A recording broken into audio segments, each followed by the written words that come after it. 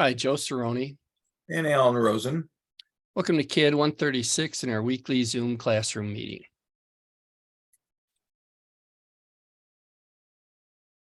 Alrighty, so as we look at our advanced AutoCAD for interior design course, we're having our normal meeting on Thursdays.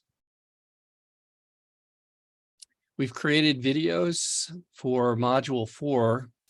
Module 4 is due on Sunday at 11:59. And so if you need some additional help with that, in fact, I think we're going to update this, Al. Let's push this back to next Thursday, just to make sure, because I believe that we're a little bit tight on time. So if you could update that while I do some of the other Zoom things.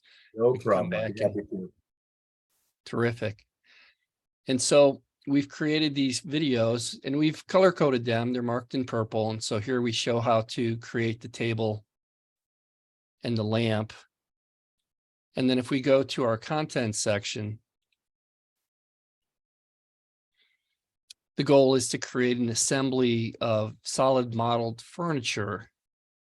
And so we'll create that assembly. The instructions from the textbook mention that all the dimensions aren't there. And so you will want to get an architectural ruler so that you can glean some of those dimensions off. And then if we look at the PDF, you can download it right here. I'm just going to open it. I've already downloaded it. And so here's our project 14-2, drawing a solid model of a lamp table. And what they do is they mention that they want you to obtain any dimensions that aren't given by using an architectural scale. And so we did go through and measure this. This is about 2 feet. And then the way that we will model this will be to model the top of the table as a cylinder, and then the center of the table with a revolve, and then we'll model each of the different legs. And then we'll put those onto an Oakton title block. So if we take a look at the technique in AutoCAD, what we'll do is we'll start off by modeling these different furniture items, which we did in the last chapter. We modeled the table in this chapter, we modeled the sofa. In this chapter, we'll model the table lamp and the table. And the way that we would create this assembly drawing would be to download a B-size title block. And so we would go to our D2L, table of contents, and then we would go and download our templates, B-size architectural. We'll open that. And then what we would do is change to a view, southeast isometric. And essentially, when we start making the transition from 2D to 3D, what we want to do is talk about these coordinate systems. And so we have our X and Y coordinate system, which is basically where we do most of our work. And so what we do is we tile these drawings and we keep them all open. And then we can go and grab our different items from these different drawings. And so here's my couch drawing. And what I want to do is I want to be able to bring that into the drawing. And I want to bring it in from a known point, which would be the bottom of this cylinder here for one of the chair legs. And I'm not sure what happened. One of my extrusions seemed to have failed. I'll come back to that at a different point. It could be that the layer may be turned off. Let's see if that's it. No, but we'll come back to that troubleshooting item. And essentially what we want to do is we want to say edit, copy with base point. And before we do, we want to go to our tools in our drafting settings. And we want to make sure that we have a snap and a grid enabled. I'm going to dial that down to 6 inches. And then a grid spacing of 1 foot or 12 inches. On polar tracking, we want that enabled. Object snap, we want enabled, as well as object track. And 3DO snap, we want to enable with the defaults. And then just to start to assemble things, what we'll do is we'll say edit, copy with a base point. And then we'll glide down to the bottom of the chair. And you'll notice that my snap is interfering, so I'm going to turn off my snap. But as I glide over it, you'll see that these O snaps are coming in. These are my 3D O snaps. And I'll choose this bottom one for the center of the leg. And then I'll copy or select everything. If I hit the F2 key, it'll tell me that it did find all the geometry. And then what I'll do is I'll just switch back to my other open drawings. And here's my new title block drawing. And what I'll do is I'll paste it into the drawing. And you'll notice that as I paste it in the drawing, it comes in at the bottom of the foot of the sofa in the XY plane. And that's what we're doing. We're tying in the 0 locations or the coordinates. And so we can place that couch onto the floor, and then we can change the visual style, and we'll do it again for the other pieces of furniture. We'll go and grab the table, and I have the table measurements. We'll put this into the CAD drawing. I took this from an existing drawing. The table is about 3 feet high with a diameter of about 2 feet. And so you can use my CAD model drawing, or you can make some modifications to it. Al, would you like to talk a little bit about some of the design aspects and what your expectations are? Yes, we're looking for your ideas to come back. So as you are basically designing this for clients, they might want to have it a little change. Instead of 3 legs, you might want 4 legs. Instead of 2-foot top, you might have a 3-foot top. Depends on how it is. And what we want you to do is use your creativity to generate different kind of drawings, modifying them, and etc. Also, what you can do is take it and modify and change them and put them on different layers and turn that one layer off or layers off. And when you want to, you can turn it back on. You can see the client will see multiple drawings at the same time on one drawing. That's right. We want to be somewhat creative, but we also want to be able to have vocational skills where we do understand how to dimension things and how to create things at scale. And so you'll notice that all of these numbers are within like 1/4 of an inch. We try to use nice even numbers when we can. But like Al was saying, we want you to have some of the creativity. So as we work with the table, we'll do the same technique. I'm going to go here to model space. I'm going to make sure that my O snaps are enabled. And so my O snap buttons are on. If I come here to my object snap settings, I can verify that my 3D O snap is on and my regular O snap is on. Edit, copy with base point. And then what you're going to do is you're going to navigate to a known location on the table. And you can see my object snap is fighting me. So I'll turn that off. And then I'll gravitate down to the bottom of the foot. I'll select that. And so now I have a known location for the insertion of that table into the other drawing. And so we'll go to our other drawing now. And then what we'll do is we'll say edit paste. And we'll bring that into the drawing. And you can see the table is a little bit higher. That might not be the ideal table, but we'll work with that.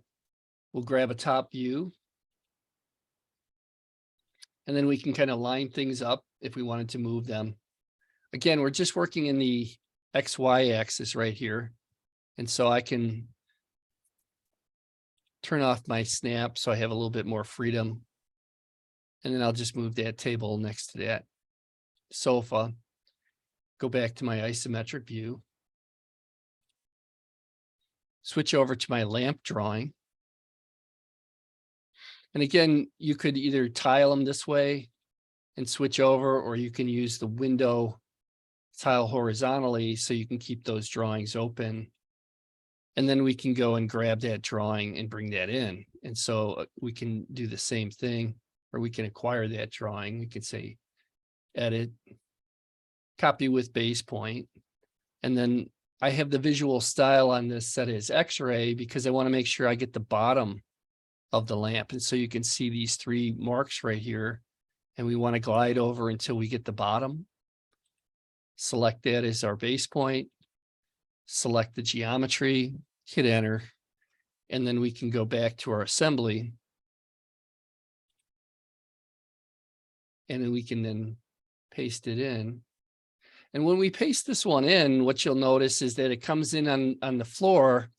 But if I orbit, shift right mouse click, if I have dynamic UCS on, you'll see that it'll start to grab the faces of the other items.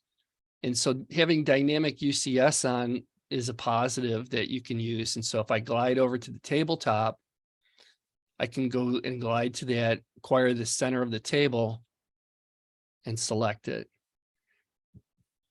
And so as we start to work with this, then I can just come back to an isometric view,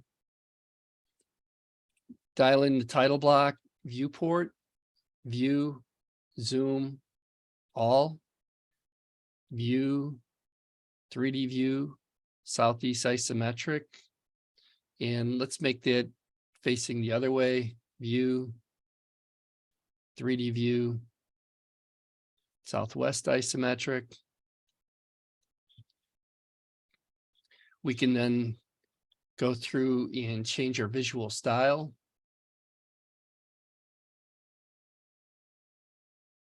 And I think we had it at southeast, so I'm going to switch it back.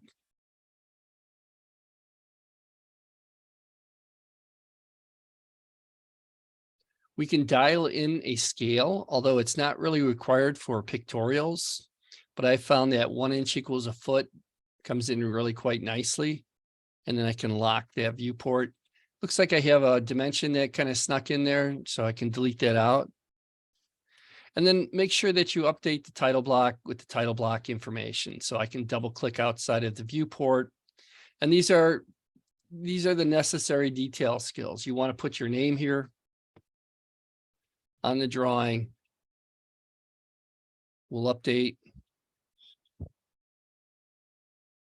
our information here. Because as we look at drawings and work within the field, we want to have accurate documentation of when that drawing was created. And so we want to make sure that we do the detail work.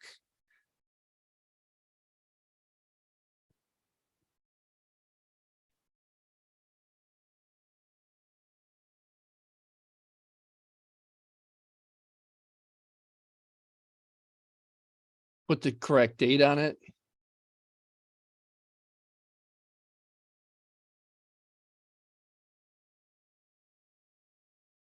And the scale.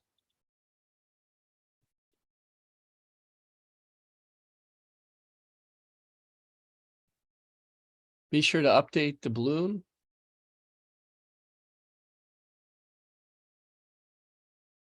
With the proper scale as well. And we could change this to furniture plan.